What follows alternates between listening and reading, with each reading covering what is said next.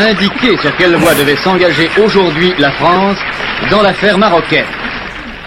Je vous le dis franchement, j'estime que c'est une chance pour la France que d'avoir affaire à des hommes qui se disent nationalistes, qui sont à la tête de partis politiques nationalistes, et qui sont venus nous dire, notamment à Aix-les-Bains, nous voulons l'indépendance, c'est entendu, mais d'abord avec des États. Et même quand nous l'aurons acquise, nous ne voulons pas nous séparer de la France. Indépendants, libres et égaux, nous resterons avec vous dans l'interdépendance, nous créerons une communauté franco-marocaine, et ces hommes, nous voulons les écarter, ces hommes qui portent à nous l'avenir.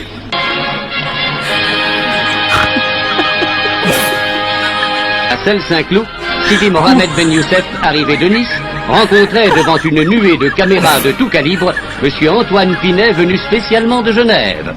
La fin du problème marocain est maintenant en vue.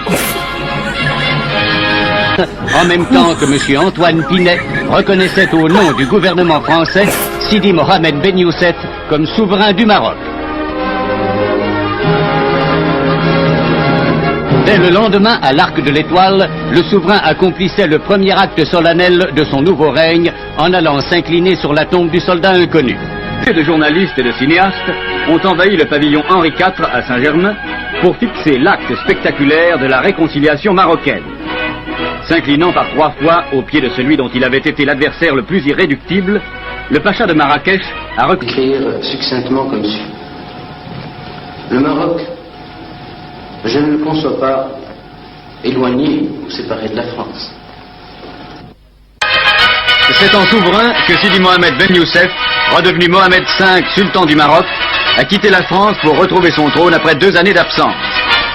Accompagné de ses fils, le sultan a pris l'avion mis à sa disposition par le gouvernement français, après avoir remercié le peuple français de son accueil et affirmé la continuité de l'amitié franco-marocaine. Il soumet des observations lorsque ces textes concernent les intérêts de la France, des Français ou des étrangers durant la période transitoire. Sa Majesté Mohamed V, sultan du Maroc, dispose